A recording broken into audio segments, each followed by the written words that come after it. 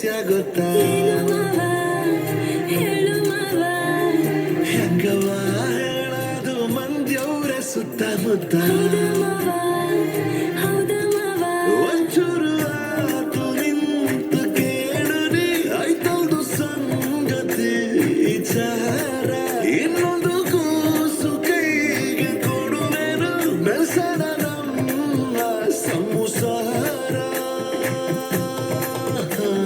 ಮೂಡಿಸ್ತೀನಿ ಬಾ